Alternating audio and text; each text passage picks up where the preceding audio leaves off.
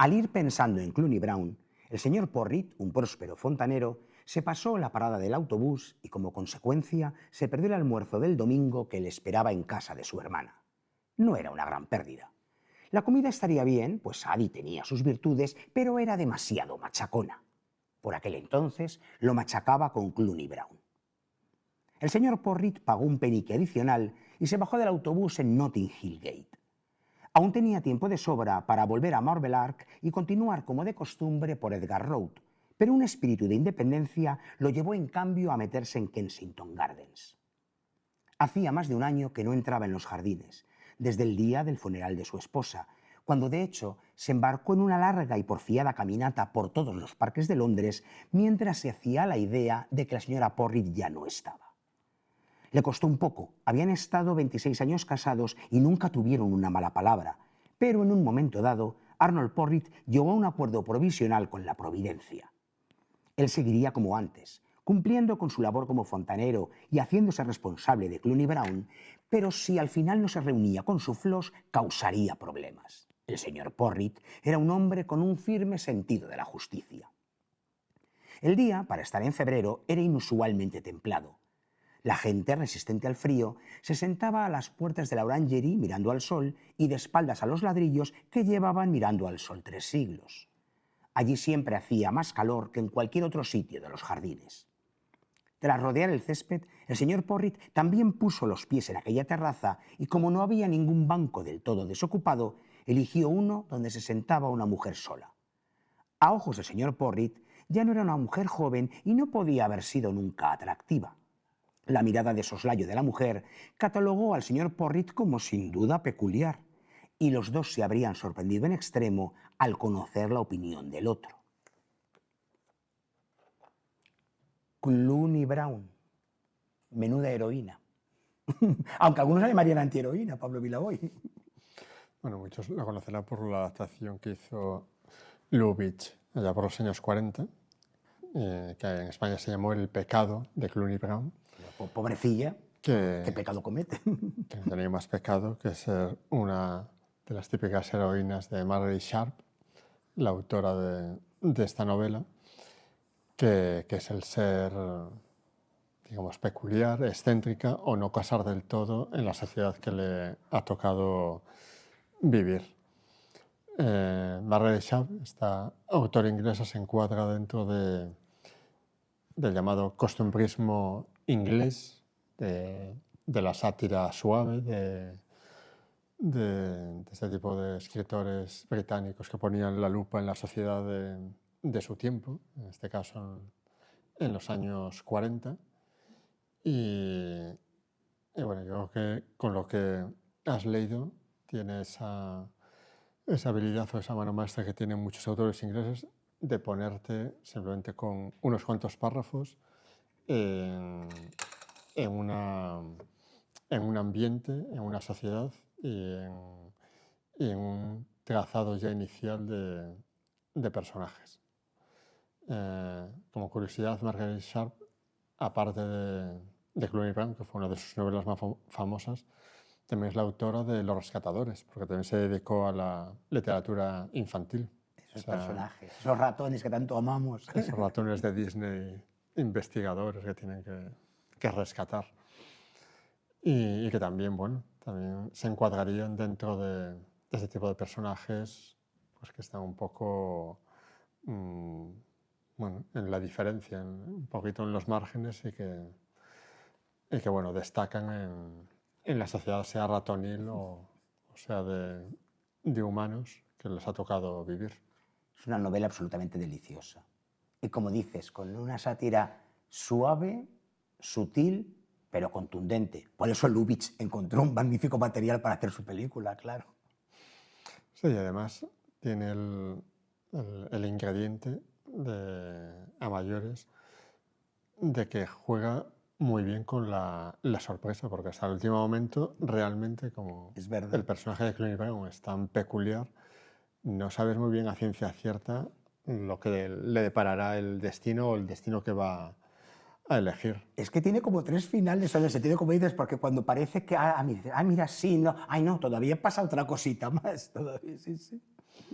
Sí, digamos que Clooney Brown es como la señorita de desgracias, pero en divertido, porque cada una de las elecciones Sí. que toma Sí. es un desastre mayor. Siempre es la peor posible.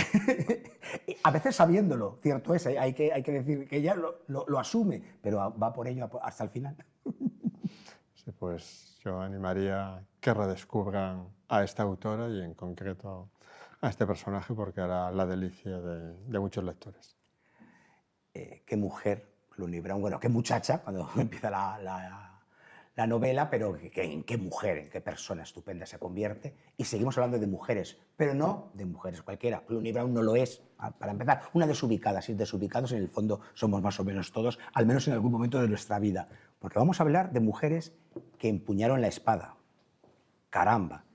Y sé que habrá quien diga, las hubo, claro. Lo que ocurre es que hay que leer libros de historia. Hay que documentarse, hay que tener curiosidad. No hay que darlo todo por sabido, todo por hecho y sobre todo a todas por olvidadas y borradas. Ernest Benderis, querido amigo, bienvenido de nuevo al Arpa de Becker. Muchísimas gracias, pues encantado de estar en tu programa y con vosotros. Siempre nos descubres cosas, sea de personajes que tenemos en teoría trillados, cuando viniste con tu libro sobre Napoleón. Sí. Ya habías escrito uno sobre Juana de Arco, que la tenemos Sí, aquí en portada, pero claro, Juana de Arco es como que todo el mundo la conoce y ya está. Sí. Pero ¿cuántas mujeres en la época que les tocó vivir fueron Juanas de Arco? ¿Y de cuántas mujeres no nos ha hablado la historia oficial? Sí, exactamente. Yo considero que un historiador que se dedica a la alta divulgación histórica, pues debe de aportar algo. No debe ser una mera caja de resonancia, ¿no? Repitiendo siempre lo que los demás pues ya han dicho claro. Y tal. Entonces como dijo no sé quién, comillas, y qué fácil escribir así. Sí, claro, claro. Entonces, bueno, pues forma parte de mi tarea, ¿no? De mi labor como escritor, pues hallar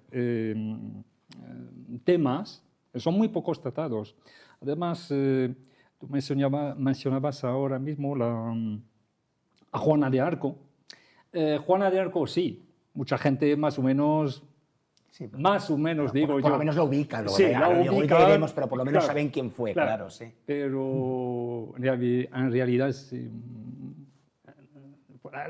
para la gran mayoría de los lectores, pues desconocen la vida de Juana. Entonces yo en este libro, como bien subrayabas al instante, pues a raíz de... acabar mi libro sobre Juana de Arco, ya empecé a cavilar, ¿no? Sobre la pregunta sobre mujeres en la guerra, ¿no? La pregunta que me hice es, ¿acaso la sangre de una mujer vale menos que la de un hombre? Entonces, a partir de este momento, empecé a indagar. Y ya me encontré, bueno, no a decenas, pero a centenares, bueno, de hecho hubiese podido escribir un libro de 1000 páginas, pero vamos, ¿quién va a comprar un libro de 1000 páginas ese? En todas las épocas y latitudes. Exactamente, entonces este libro abarca desde la antigüedad hasta la Segunda Guerra Mundial, donde hay retratados muchas mujeres guerreras que fueron extraordinarias. Y por ejemplo, quedándonos en España, ¿cuál destacarías? A ver, en España, yo siendo un historiador francés, bueno, es cierto que... ¡Ay, amigo! Yo enseguida he pensado, claro, la guerra de la independencia, claro, verás tú. Eso, entonces, Agustina de Aragón... claro, Manuel Malasaña... exactamente, o María Pacheco, María Pita, pero ya son personajes que yo pienso que ya, vamos a ver, la mayoría de los españoles conocen. Cuando tuve que cavilar sobre qué podía aportar, pues se me ocurrió trabajar sobre la guerra civil española y su reflejo en la prensa francesa. Vamos a ver, en Francia, esas milicianas, que bueno, republicanas, asombraron tanto que ya en los primeros días de la guerra, la revista Vue publica el 21 de julio de 1936 pues una foto de una miliciana. Y luego va a seguir más. Entonces, claro, no olvidemos que en Francia había el gobierno de Léon Blum, gobierno popular, de Frente Popular. En principio, pues Francia hubiese tenido que ayudar a la República, pero no lo hizo por... En todo caso, pues, bueno, se bajó los pantalones ante Inglaterra y tal. Entonces, eso, pero eso sería otra Entonces, historia. mi aportación es esto. ¿Cómo queda reflejada? Por ejemplo, en el diario Paris Soir, o otros como en el Transigeant, pero ha habido revistas. La primera revista fue la revista Vue, pero luego otras, ¿no? La revista Voilà, pero con una tirada pues, espectacular, en la cual las milicianas aparecían en la portada del diario. Pues eso, mi pequeña aportación a esas guerreras españolas, pero en este caso milicianas. Es cierto que ha habido, para escribir este libro, hallé otras fuentes, por ejemplo, una fuente de dos historiadores que hablan de las mujeres que participaron en la columna Durruti. 160 mujeres que... Pero bueno, visto que han escrito el libro, yo no voy de nuevo a ahondar más, ¿no? Pero bueno, en Cataluña, ¿no? Esas mujeres que ya fueron al frente, ya lucharon, de verdad. Sí, sí. Entonces, bueno, mi pequeña aportación... en España. Para España, porque España, como las mujeres españolas, de un enorme valor, y Arojo, pues, no hay más que decir aquí. Inevitable pensar en doña Aurora Bautista, interpretando a Agustina de Aragón, ¿verdad, Pablo Vilaboy? Ernest, es como dices, un libro que recorre prácticamente toda la historia universal, al menos centrado eso, en cada época, todas las latitudes. O sea, un libro, imagino, muy complejo de armar. Y ya un poco lo has anticipado, y muy complejo de decidir a quién dejas fuera y quién está incluida. Exactamente, de eso lo estuve hablando con la editorial. Claro. Porque yo, bueno, mi planteamiento era un libro pues muchísimo más grueso, 560 páginas. Pero bueno, en fin, los criterios de editorial están allí. Y bueno, había que reducir para abarcar más lectores. Entonces, bueno, está escrito en un estilo ameno. Y claro, yo, pues, muy sencillo, vamos a ver, la vertebración del libro es cronológica. Entonces, bueno, oye, vamos a ver. ¿Qué guerreras hubo en la antigüedad? ¿Qué, bueno, pues, por ejemplo, yo hablo de la primera guerrera, bueno, una guerrera extraordinaria, pero en China. En la segunda mitad del siglo XVI antes de Cristo, Fuao, de hecho fue tal su legado que, bueno, Hua Mulan, la película de Mulan, pues es inspirada en la vida de Fuao, una mujer extraordinaria, general, y, bueno, invicta en combate, que mandaba a muchos hombres, a otros generales, una mujer extraordinaria en el campo de batalla. Y a partir de allí ya entró a, bueno, Grecia. Pues la mitología es importante. Iba a decirte que es fundamental. Hablas muchísimo de la mitología y de la leyenda. Exactamente. Y de las propias invenciones, las amazonas. Exactamente. Lo que más conocemos de ellas es casi lo inventado. Claro. Tú vas buscando fuentes documentales. Claro. Si las hay. Claro. Entonces, bueno, pues el tema de las amazonas es apasionante, ¿no? Porque para los griegos era una transgresión de sus normas sociales, una inversión antropológica, una inexplicable alteridad. Inexplicable alteridad. Entonces, claro, no obstante, las amazonas en Grecia aparecen por doquier, en el arte, en varios textos, textos épicos, etc. Bueno, ya la Ilíada llama a las amazonas antinierai en griego, es decir, equivalente de los hombres. Bueno, si con esto ya podíamos dudar del impacto que podían tener esas mujeres, pues ya Homero ya nos va avisando. Es decir, hay mujeres que luchaban y ya. Hay una parte de mito Y luego sí que ha habido realmente mujeres que aparecen en el libro que lucharon. Una de las más conocidas, famosas, fue Artemisia de Halicarnaso. Artemisia de Halicarnaso fue almirante de la flota de Jerjes durante la Segunda Guerra Médica. El de las Termópilas, acuérdense. Exactamente, exactamente. Es decir, 300. exactamente.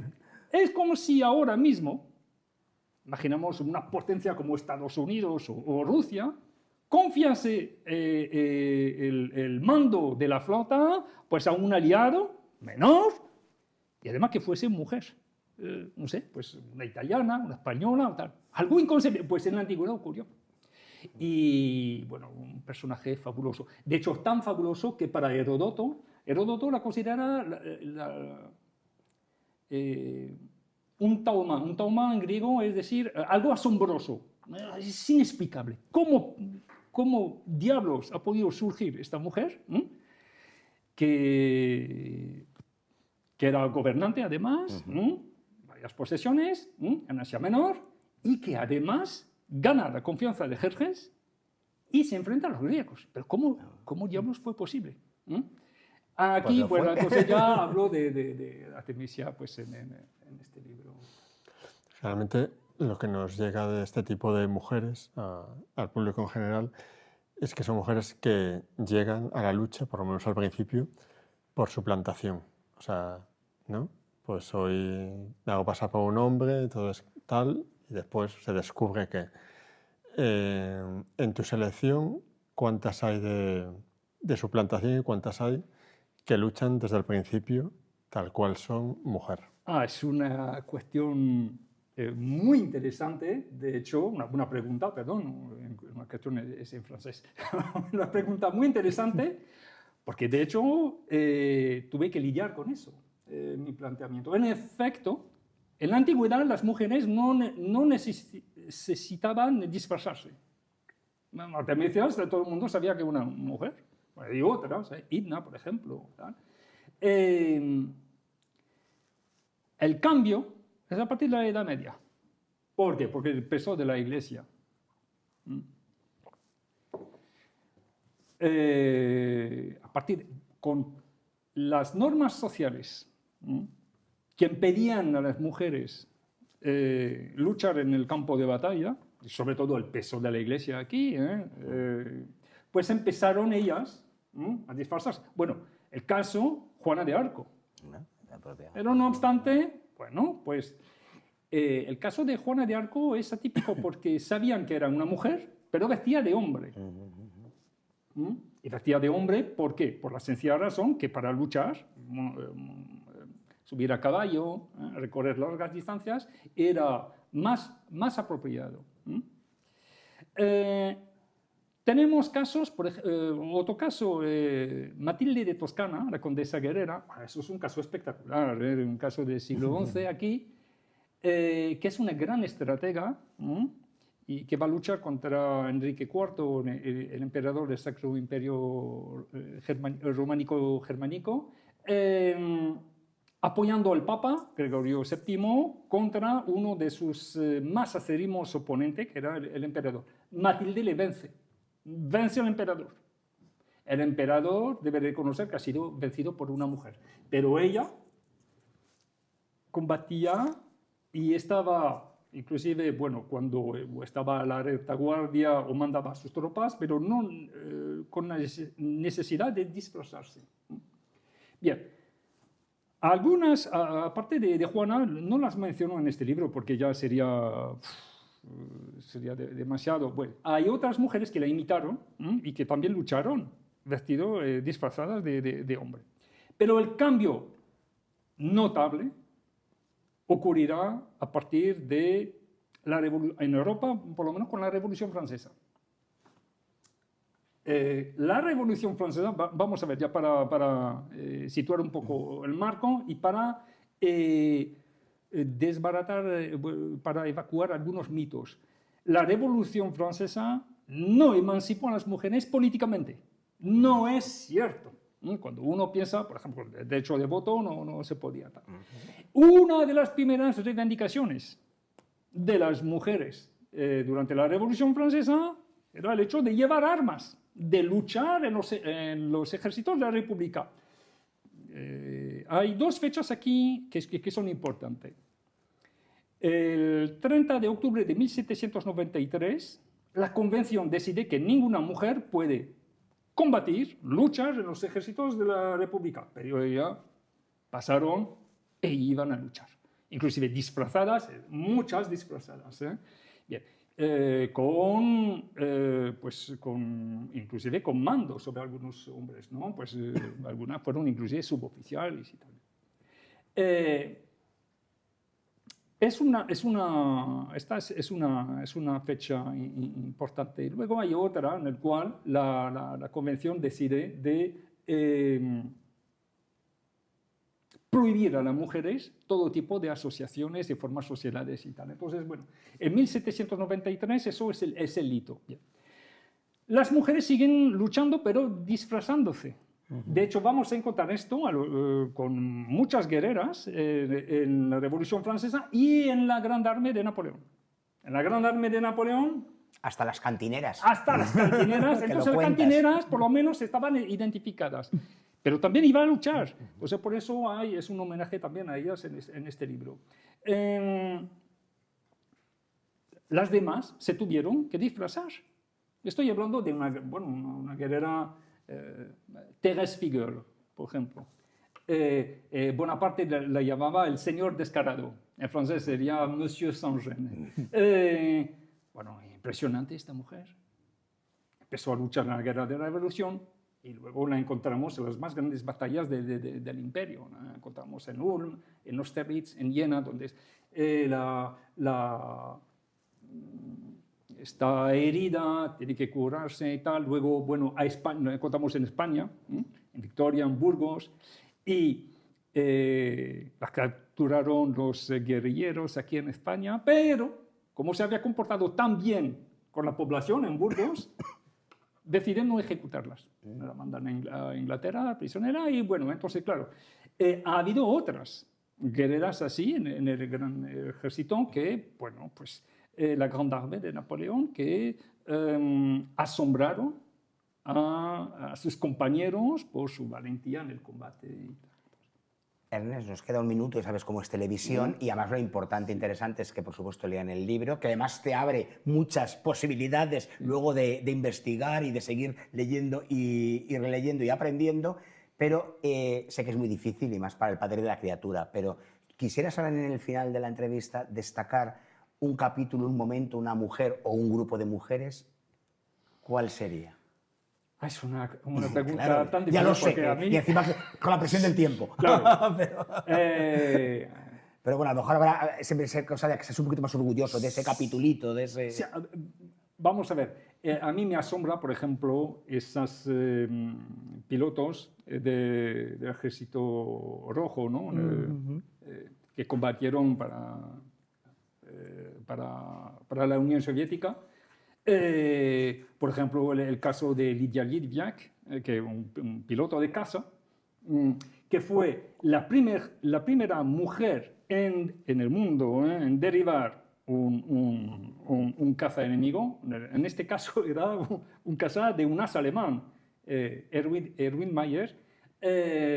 El caso de esta mujer, bueno, la vida de Lidia Litviak fue realmente asombrosa. Y luego, pues si nos vamos a la Primera Guerra Mundial, pues la serbia Milinka Savic, por ejemplo, otra heroína. Hablamos ese capítulo sí, mucho. Claro, sí. Hay tantas heroínas que es una pregunta muy difícil. Pues tantas heroínas y muchas más que salen a partir de aquí, pueden encontrarlas en este libro. Ernest Mendris, gracias como siempre. Muchísimas gracias a por vosotros. Tu cordialidad, por tu tarea divulgadora, por tu tarea investigadora y por contarlo así de fácil y de bonito. Sí, gracias, muchísimas gracias. Encantado. Pablo Vilaboy, le llevamos mujeres muy variadas a nuestra arpa. Hoy el arpa va a tener sabor muy femenino. Como ella misma.